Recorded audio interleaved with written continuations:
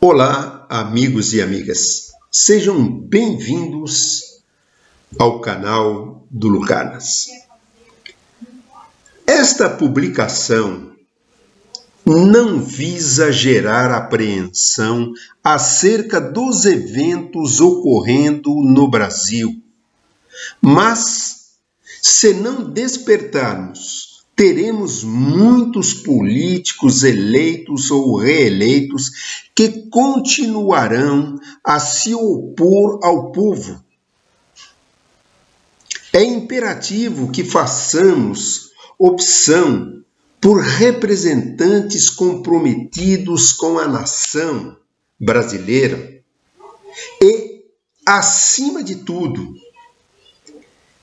exclusão da vida política os candidatos de direita, extrema-direita e centrão, que comungam dessa filosofia de serem inimigos do povo brasileiro.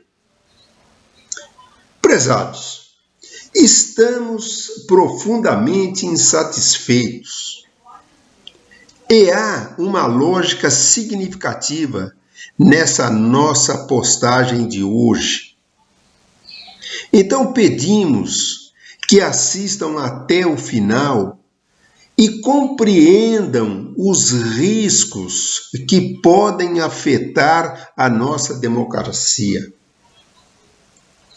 Acreditamos que todos vocês, estão cientes daquela operação chamada contenção, que foi realizada em 28 de outubro de 2025 pelo governo do estado do Rio de Janeiro, destinada a frear, o avanço do Comando Vermelho lá nos complexos do Alemão e da Penha, resultando em 128 fatalidades, que inclusive superou uma tragédia ocorrida no Carandiru, na capital do estado de São Paulo, em 2 de outubro de 1992, quando naquela ocasião houve uma intervenção da Polícia Militar do estado de São Paulo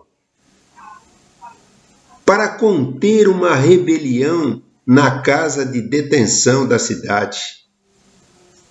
E esta intervenção ocasionou a morte de 111 internos, isto dito oficialmente, embora se especule que o número real foi de 250 de forma extraoficial, sendo todas as mortes de detentos. Agora, em relação ao ocorrido no Rio de Janeiro, não acreditamos que foi um combate ao narcotráfico, conforme afirmaram as autoridades, porque o Comando Vermelho continua a operar, talvez até mais cauteloso ou mais forte. É certo que os fuzis que foram apreendidos, eles serão ou foram repostos. As prisões efetuadas provavelmente já foram substituídas por outros. Os líderes falecidos na operação têm sucessores imediatos na hierarquia da facção. Então já tem os seus comandantes lá. E as 128 mortes não geraram resultados positivos para a população em termos de segurança pública. Portanto, fica a pergunta, Isso representou um combate ao crime ou foi uma estratégia política? Então, desenvolvendo assim essa linha de raciocínio, elencamos 6 pontos, que corroboram o que estamos afirmando neste contexto aqui, pois isso faz parte, acreditamos, de algo muito mais amplo, possivelmente orquestrado pela extrema-direita, que utiliza o bolsonarismo como ferramenta para seus objetivos de poder, de criação de caos, de enfraquecimento das instituições da República Federativa do Brasil. Primeiro ponto.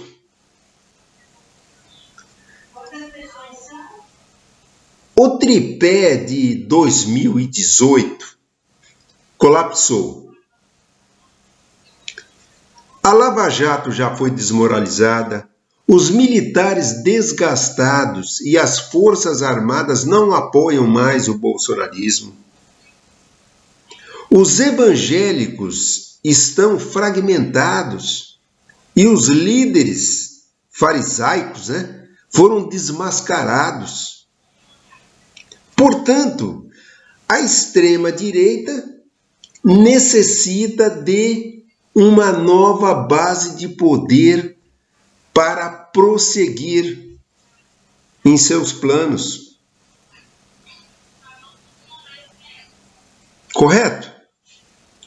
Segundo ponto, a extrema-direita considera o modelo de Bukele, lá de El Salvador, como um exemplo para o Brasil. Contudo, o governo Bukele é autoritário.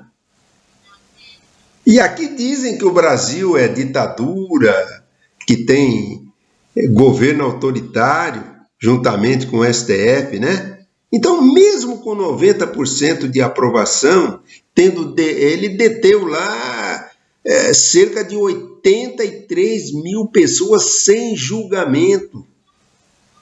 E aqueles que contradizem seu governo atualmente enfrentam consequências. Não podem, assim, livremente darem as suas opiniões, não.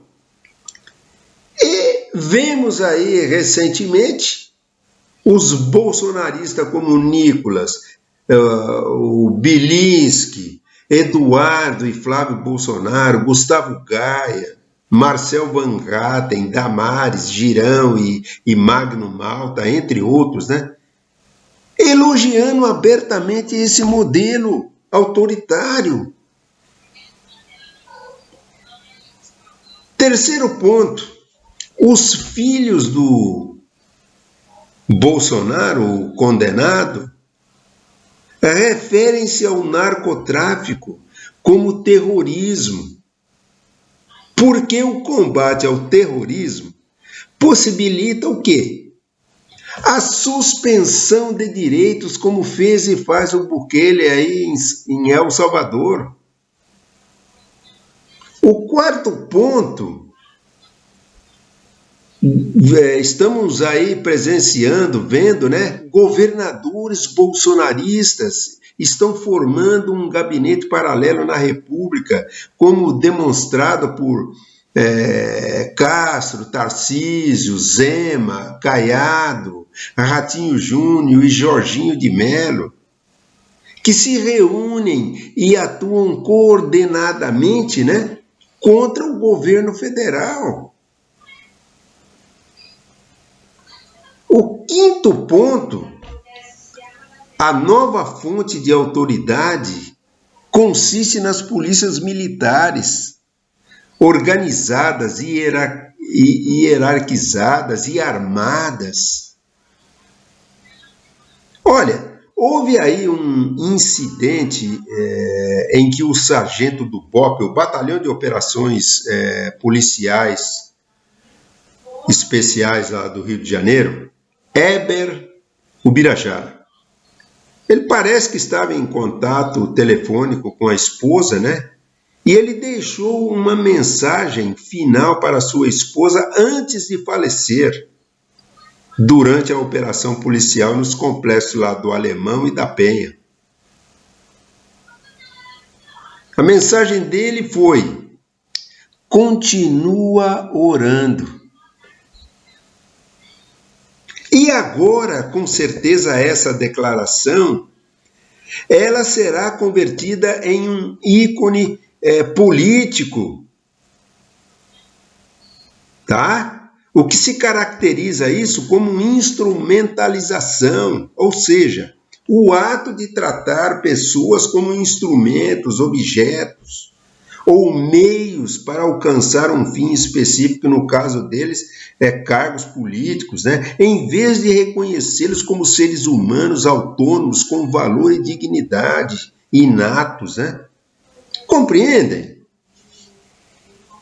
E o sexto ponto, o alvo real é a população carente e os avanços das posturas democráticas e progressistas. Notem, dos 128 falecidos lá no Rio de Janeiro, 124 eram civis. Mais de 150 mil pessoas traumatizadas. E o Comando Vermelho permanece intacto. Ou vocês acham que ele sumiu, desapareceu do mapa lá? Então, tudo isso possui um destino. Em 2026 haverá a criação de mais crises, mais mortes e a construção de uma candidatura à moda brasileira, inspirada em Bukele e a plataforma dessa candidatura provavelmente será: vou purificar o Brasil como Bukele purificou El Salvador. Em resumo, estado de exceção, mega prisões, militarização e uma população amedrontada e acuada. Este é o destino. Então, dessa forma, a mega operação na cidade do Rio de Janeiro não se concentrou no narcotráfico. É a primeira grande peça de um projeto autoritário com um modelo importado, uma base de poder claramente definida e uma data estipulada que é 2026. É por isso que aquelas declarações bolsonaristas, né, vocês devem se recordar, em que disseram, né, com 50% da Câmara dos Deputados e 50% do Senado, mudamos o destino do Brasil. Estão lembrados, né? Emergem como um sinal de alerta. Agora, se você considera isso que aqui expomos um exagero, então explique por que esses 6 pontos, né, eles são coordenados, porque existem governadores em gabinetes paralelos, e porque 128 pessoas morreram sem resultados efetivos contra o crime, e a insegurança continua nos morros do Rio de Janeiro, principalmente lá o Alemão e a Penha. A lógica pode ser perturbadora, mas está evidente. Então, amigos e amigas, compartilhem essa mensagem e denuncie. Comente, divulgue, inscreva-se na nossa página. E até uma próxima interação.